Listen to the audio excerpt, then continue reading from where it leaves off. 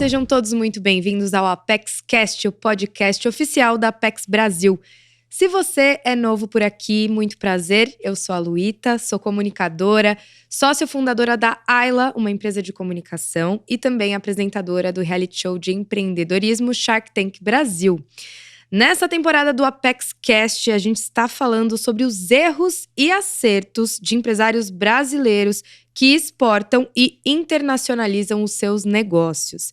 E nesse episódio, a gente vai falar sobre os desafios da internacionalização de uma startup com o Diego Stone, CEO da Criotech, uma AgTech focada em alta produtividade e sustentabilidade, visando levar produtos com nanotecnologia para a maior produção de alimentos de qualidade para o mundo. Falei certo, Diego?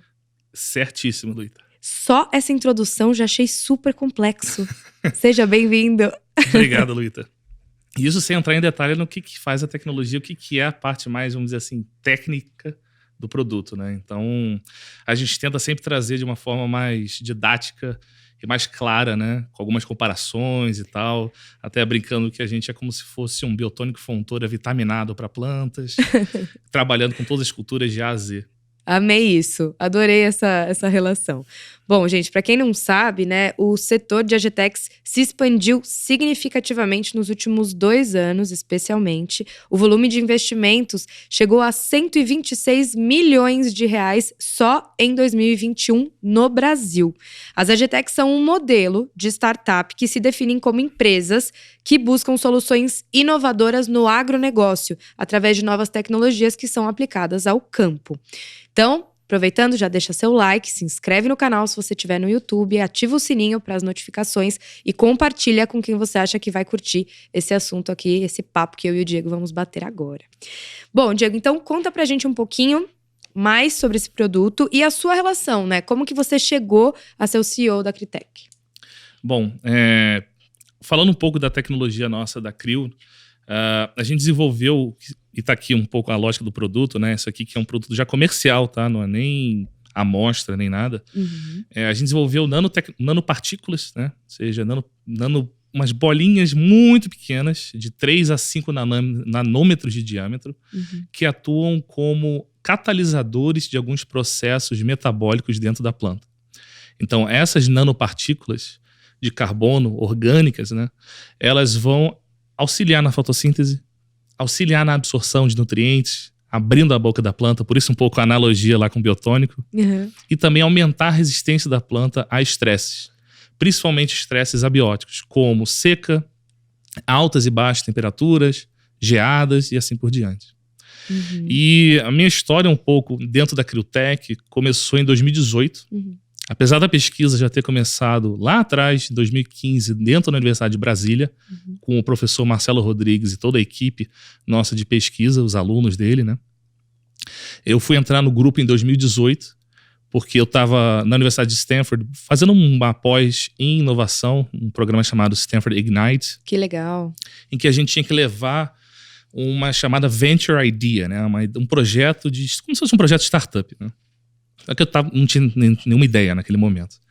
E tinha um colega meu do meu antigo trabalho que falou comigo num cafezinho, né? Falou, pô, você tem que conhecer meu primo, né? Eu falei, tá bom. Quem era o primo? Professor Marcelo. E foi daí que a gente vamos brincar assim, deu um match, né? Uma conexão entre ele e toda também a minha experiência, para a gente poder se complementar e formar a Criotech, que foi então fundada no ano seguinte, 2019. E daí por diante a gente começou a crescer a empresa, fazer todas as avaliações de campo com a tecnologia, juntamente com a Embrapa e com outras universidades além da Universidade de Brasília, para poder chegar hoje com um produto aqui comercial, já sendo vendido no Brasil desde o ano passado, desde março do ano passado, mais especificamente, e agora já partindo para um processo de internacionalização. Muito bom. O Brasil, ele está, nesse momento, nessa vanguarda de inovação no agronegócio, né? Esse cenário está bastante favorável para o negócio de vocês.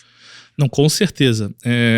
A gente, por exemplo, faz parte de uma comunidade lá em Piracicaba, do AgTech Garage, que é uma comunidade que reúne todos esses inovadores do agronegócio, desde empresas até startups.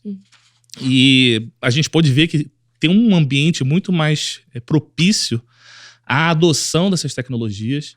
Por isso que a gente vem vendo uma crescente demanda pelos nossos produtos, pela nossa tecnologia. Isso não acontecendo somente no Brasil. Isso também já é uma tendência internacional. Mas como a gente tem um cenário que você tem muita gente trabalhando em agronegócio e em tecnologia aqui no Brasil, unindo essas duas frentes, você consegue gerar novas tecnologias como a nossa e poder não só embarcá-las, né, no mercado brasileiro, seja nas culturas agrárias brasileiras, mas também culturas internacionais, culturas lá de fora, seja na Europa, seja nos Estados Unidos, seja na Ásia, seja na África. E é isso que a gente está buscando ativamente agora com a CRIO. Muito legal. Como você vê esse processo de internacionalização desse tipo de tecnologia para o campo? Desde quando que vocês estão exportando? Então, a gente ainda não começou oficialmente a exportar. Tá. A gente fez esse processo de preparação para tal com o apoio da Apex. Tá? A gente entrou pelo PayEx e também já fizemos todo o nosso radar, toda aquela preparação para esse processo. Nossa perspectiva é que a gente faça a primeira exportação nos próximos 1 mês e meio, na verdade, né? 1 mês e meio, 2 meses. Tá saindo do forno, então? Saindo do forno, ainda esse ano, então, 2022, tá? Porque, em paralelo a isso, como a gente está falando de um produto físico, Sim. existem barreiras, seja burocráticas, seja até da própria questão de importação e exportação, que precisam ser resolvidas, que é o que a gente está fazendo agora, um registro lá em Portugal, registro nos Estados Unidos, a gente poder identificar players, né, parceiros, clientes que vão querer usar esse nosso produto agora, nesse primeiro momento. Então, com todo esse, vamos dizer assim, essas premissas já estabelecidas é que a gente quer entrar ativamente no processo de exportação. Como a gente já tem algumas frentes bem avançadas nisso, é por isso que eu já estou falando que 1 mês e meio, 2 meses a gente deve fazer alguma exportação, principalmente aqui para a América do Sul. Tá? E esse apoio todo que a gente teve da Apex para a gente fazer nosso cadastro todo no sistema, de entender como é que funcionaria esse processo, foi fundamental para já estarmos com tudo pronto para em 1 mês e meio, né, a gente já está com um produto brasileiro de tecnologia do agro lá fora, representando bem o país. Ótimo. E pensando no mercado agora, assim, o que vocês estão imaginando? Você falou um pouquinho de América Latina a princípio. Quais são outros horizontes que vocês almejam chegar e acham que tem essa abertura para esse tipo de produto? Olha, o horizonte é infinito, vamos falar assim, porque como a nossa tecnologia ela funciona na planta, independentemente de solo, clima e outras condições externas, a aplicação dela é mundo, né? Se você tiver um produtor no Chile, ou um produtor na Indonésia, um produtor na Namíbia, ela vai funcionar. Então, como a gente vê esse potencial gigantesco, o que a gente está fazendo agora? Então, primeiro nos organizando para poder iniciar um processo de internacionalização mais objetivo e mais estratégico. Então, a gente está participando de vários eventos com apoio também da Apex, como Startout Chicago, que até essa semana ainda estou partindo para lá em missão com o resto da equipe toda. Legal. Obtendo também nesses eventos, né, nesses projetos, um conhecimento de quem são os players que vão estar interessados para utilizar a nossa tecnologia, para que a gente possa já fazer um soft landing nesses mercados, já com clientes, já com parceiros, já com distribuidores, enfim, assim por diante, de uma forma muito mais objetiva e direta.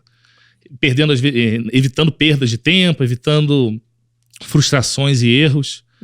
Isso aí também está acontecendo, por exemplo, na China agora.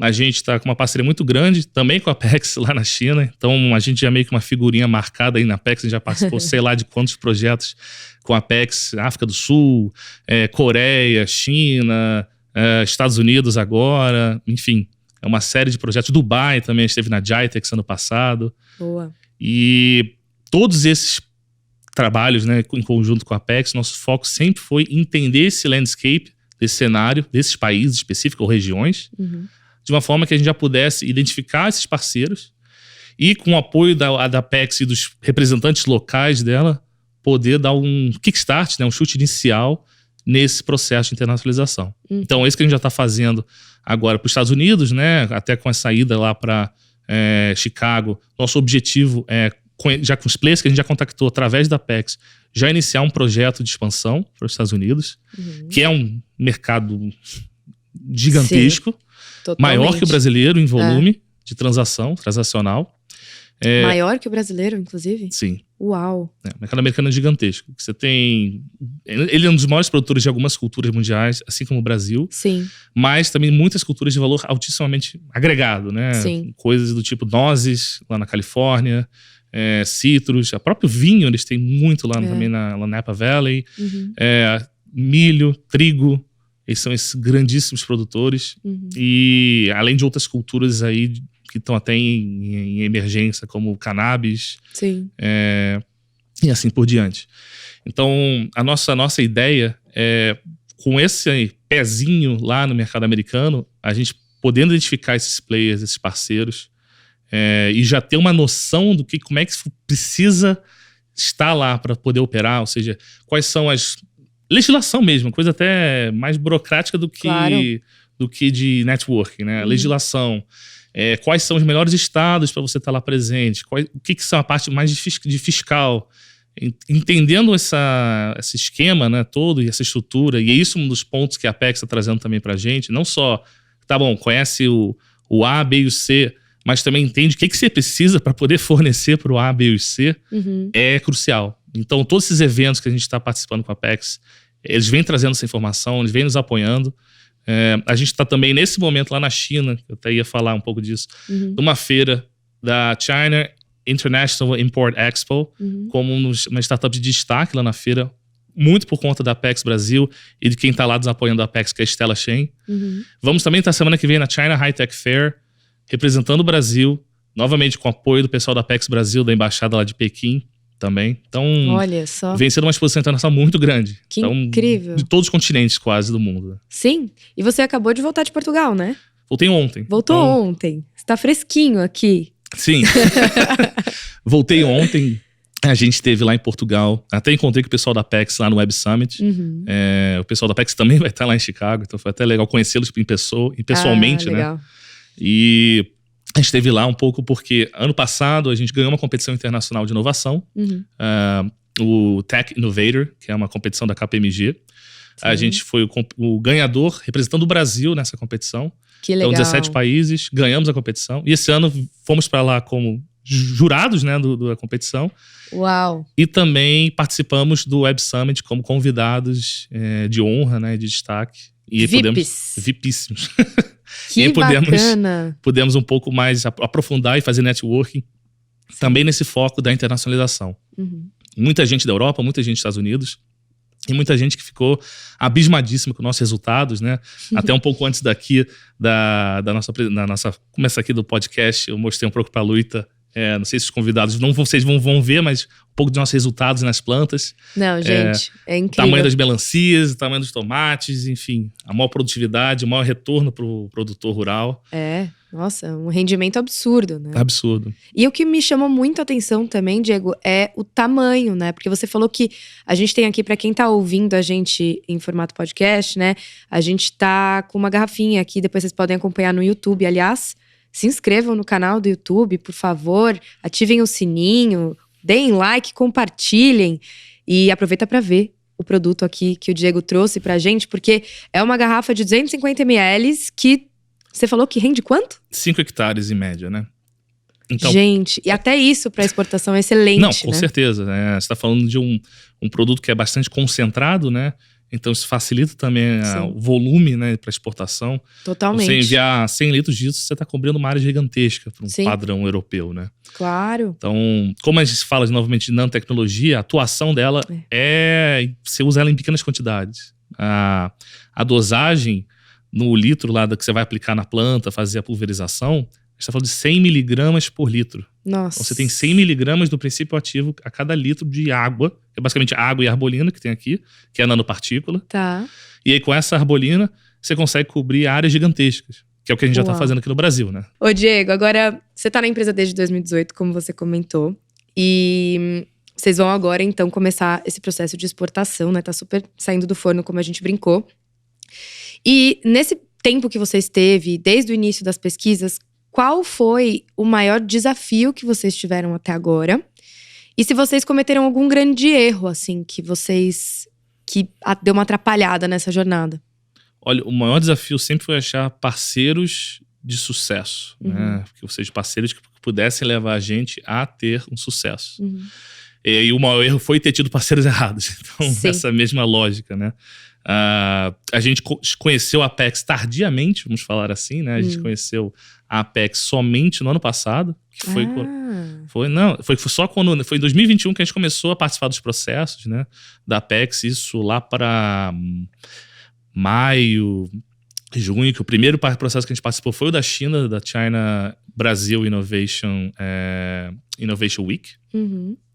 E aí depois que a gente viu o que era a parceria, o que era uma parceria da Apex, o que essa parceria poderia trazer pra gente, é que a gente começou a falar, opa, quando é que vai ser o próximo projeto? Então a gente começou a participar e se inscrever sempre nos programas aí que a Apex lançava, e cada vez melhor. Então basicamente a gente falou, gente, não vamos largar isso não.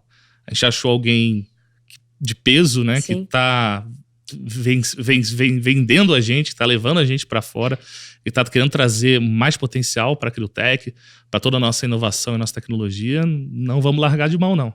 Qual que você acha que foi o maior acerto de vocês até agora?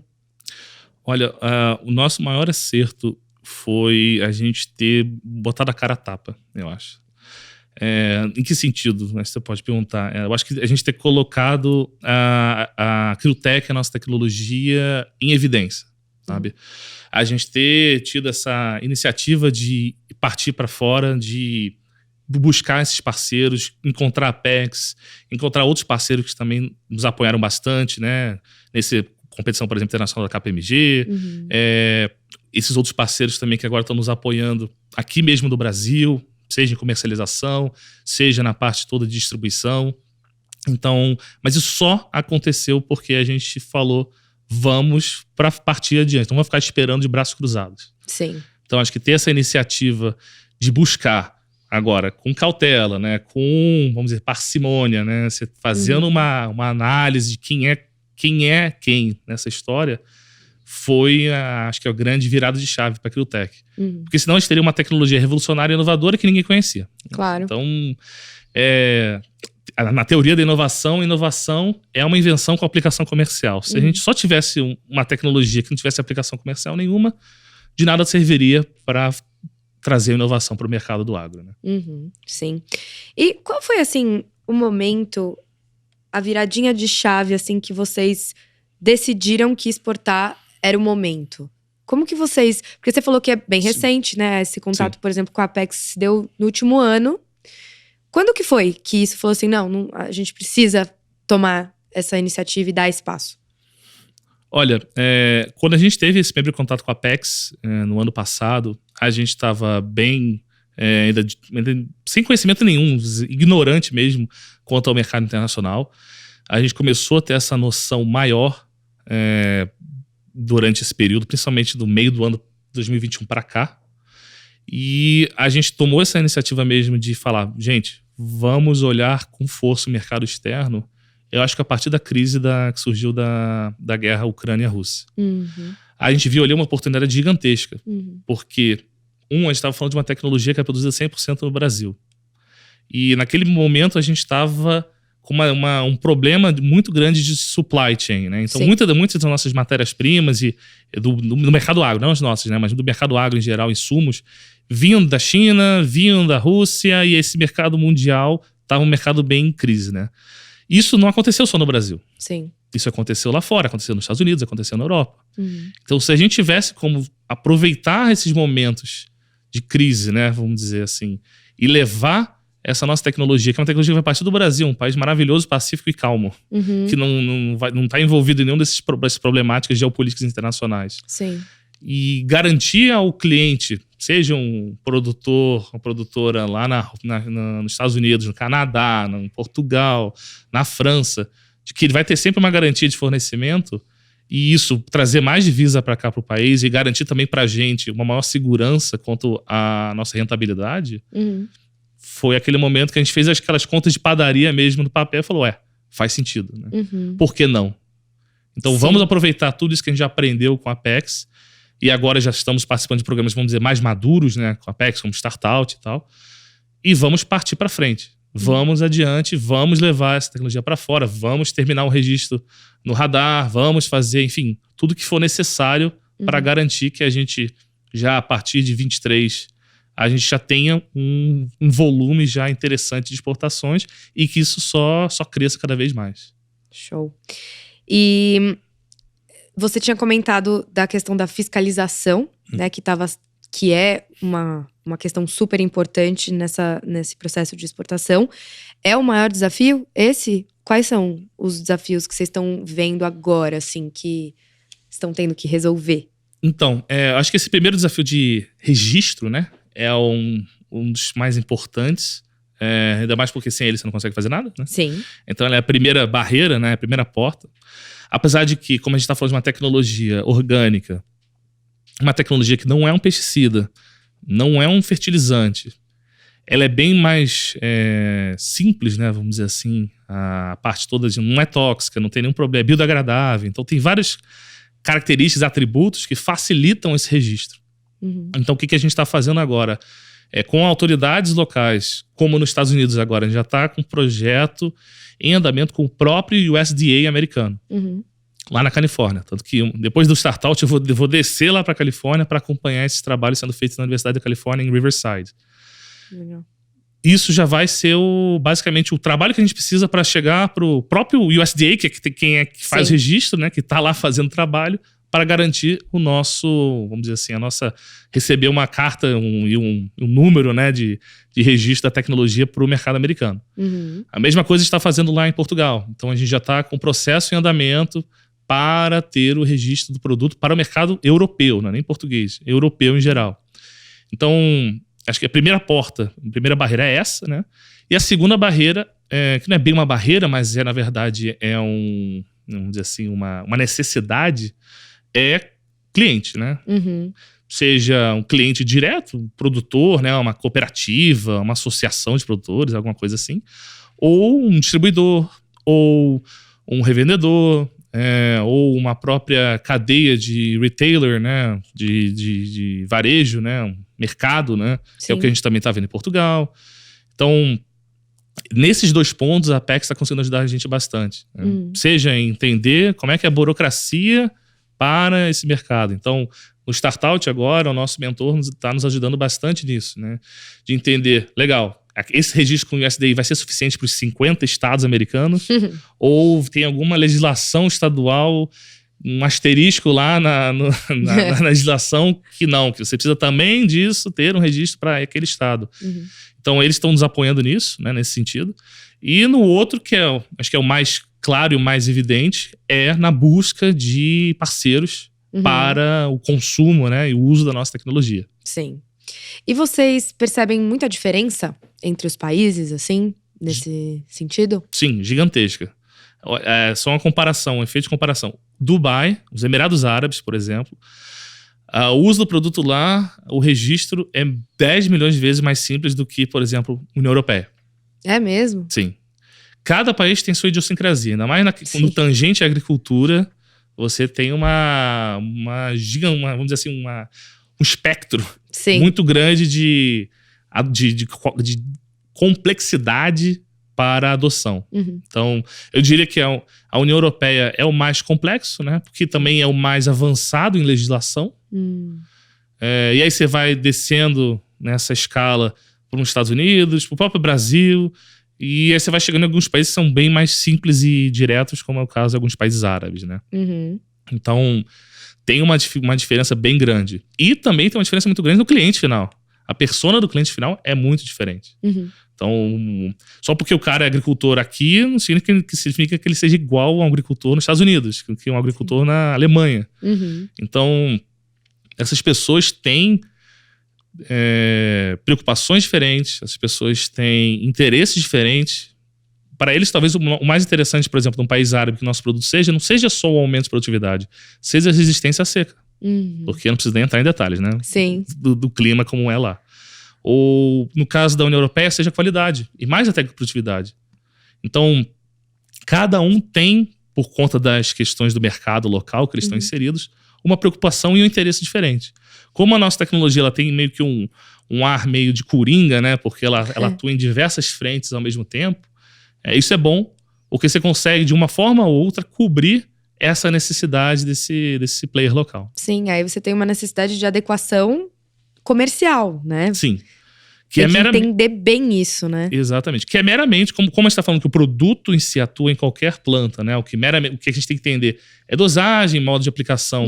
E a gente fez isso durante esses últimos 4, 5 anos, com mais de 35 culturas diferentes, para poder chegar nos valores ótimos. Sim. A gente precisa, nesse país, basicamente, fazer a parte mais externa da tecnologia, ou seja, rótulo, embalagem, registro, do que interna. Sim. Porque o produto está pronto. O que está aqui dentro, esse líquido preto aqui, é o mesmo líquido preto que vai ser aplicado em qualquer lugar do mundo. O que precisa mudar é a forma da apresentação, a forma do registro, que isso vai variar localmente, né? Interessante. E vocês não tiveram que fazer nenhum tipo de alteração no produto por conta da legislação de nenhum país? Não. Até agora, nenhuma alteração. Graças a Deus. Porque senão a gente teria que mudar todo o processo produtivo, né? Que é fábrica, né? Então, a gente tem uma unidade produtiva, teria que ter uma coisa específica para cada país, ia ser uma loucura. E você sentiu essa surpresa? Porque, por exemplo, na premiação que vocês ganharam, né? Muito legal. Você sentiu essa surpresa do público, das pessoas que estavam ali, de jurados, enfim? Sim. A princípio, a gente não era favorito. A gente foi totalmente uma zebra, né? Vamos brincar assim falando. Favoritos eram sempre os países óbvios, né? Que quando você pensa em inovação, todo mundo vai estar lá na top of mind, né? Estados Unidos, Reino Unido, Israel, Alemanha, Japão, China, alguma coisa assim, né? E quando a gente ganhou o primeiro lugar, foi uma alegria geral. Muita gente também estava na plateia. A gente tinha convidado, então tinha gente do Brasil lá torcendo pela gente. Isso é bom. Levar a galera é bom. Tem que levar a torcida, né? Com a bandeira. Como se fosse a Olimpíada, né? É isso. E a gente poder ter ganho esse prêmio. Né? E não só o prêmio representando o Brasil, mas o prêmio representando a tecnologia da agricultura, né?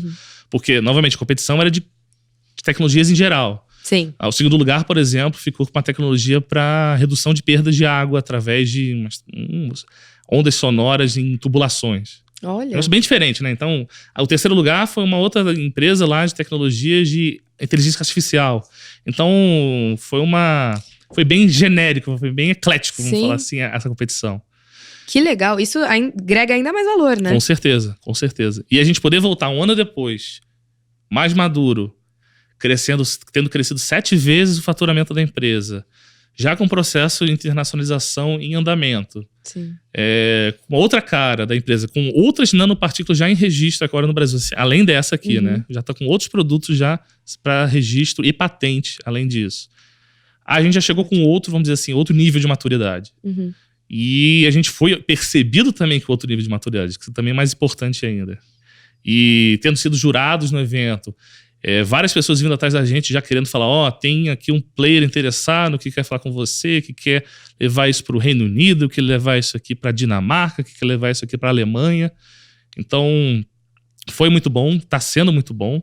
E a gente quer aproveitar todas essas oportunidades ao máximo para poder expandir o mais rapidamente e também mais cautelosamente possível, né? Fazendo um equilíbrio entre essas duas posições lá para fora. Não, Diego, muito legal, né? E aí eu queria que você contasse um pouquinho mais, então, dessas novidades, né? Desse futuro. A gente tá aí 1 mês e meio, 2, para vocês começarem esse processo de exportação. Acho que eu vou querer que você volte, viu? Aqui no Apex Cash depois para contar como é que... Pode chamar que tô aqui.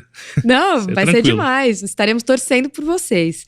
E queria que você contasse, então, sobre esses próximos passos, né? Também, você citou um pouquinho novos produtos, patentes. Então, a gente já está com um processo agora de criação de novas tecnologias bem intenso.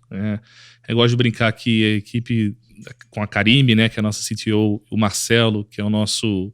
a gente chama ele de Fellow, né, que é o nome bonito, né? Mas eu gosto de brincar que ele é tipo guru.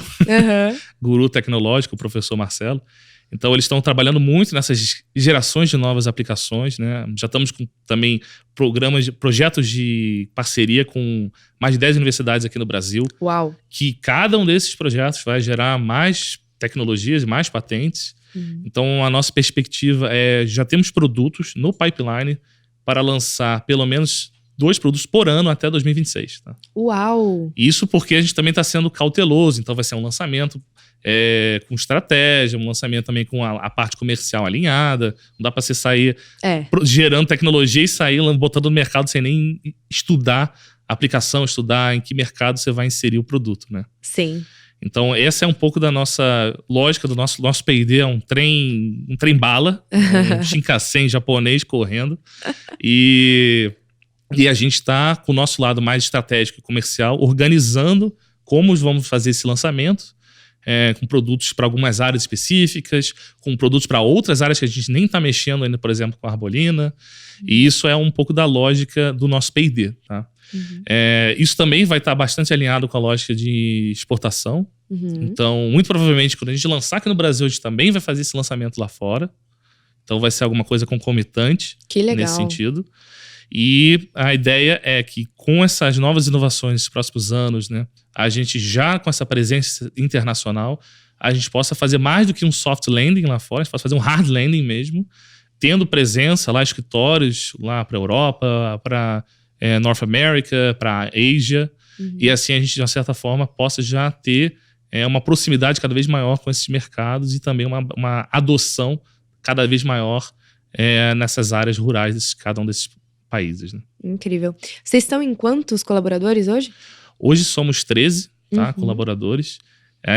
Acabamos de fechar uma rodada de série A de investimento com um parceiro, tá, do setor do agro, e a gente deve expandir já esse time até Q2 de 2023, né, até mais ou menos junho do ano que vem, para 35. Olha então, só. no momento, estamos contratando. Fica estamos a dica, contratando. Hein? A gente está dica. Com a equipe nossa, principalmente nossa área comercial, a gente está contratando muita gente. Nós éramos, né, 3 até o presente momento. Já contratamos mais 2, que são a parte nossa de gerência regional. E a lógica, esse time vai chegar para mais cerca de 15 pessoas só na área comercial. Então, muito RTV, né? Que o pessoal do agro que sabe o que é RTV, que é o cara de representante de vendas, né? Entrando para a equipe. Muita gente também na parte de P&D. São as 2 maiores áreas da empresa. Vão ser ainda mais as 2 maiores áreas da empresa, a parte comercial e a parte de pesquisa e desenvolvimento, que é o nosso coração e o nosso gerador de caixa. Então, a nossa ideia é crescer cada vez mais e já para os próximos anos chegar a 50, 60, 70 colaboradores, mantendo uma lógica sempre lean, mas muito focada em geração de tecnologias e inovação para o mercado. Isso me faz ficar com uma curiosidade, assim, sobre a captação desses profissionais, né? É fácil conseguir gente nesse mercado preparado para isso? Não é fácil. Não é fácil não somente porque tem que ser uma pessoa de cabeça aberta, porque, novamente, é uma tecnologia totalmente disruptiva. Se você fez o curso de agronomia em qualquer uma das universidades que você foi, você nunca teve uma disciplina que falasse sobre nanotecnologia para o campo?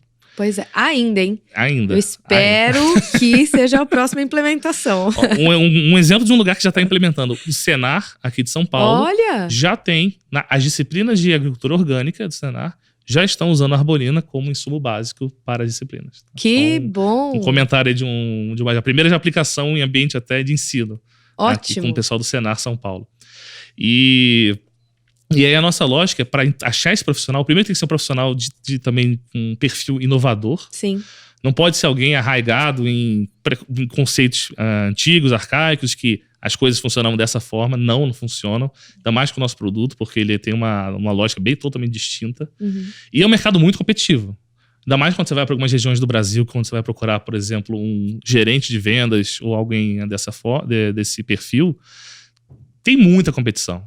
Sim. No Mato Grosso, por exemplo. Nossa. Você tem que caçar com muita vontade, com muitos benefícios, vamos dizer assim, para esse potencial parceiro, colaborador, e trazendo sempre a lógica do propósito. Porque eu acho que é um dos principais pontos da Agrotech além da tecnologia e tudo, é o propósito que a gente está trazendo. Sim. Que é essa tecnologia inovadora para o produtor rural. Então, seja para o produtor rural gigantesco, como o pessoal de uma Amage da vida, né?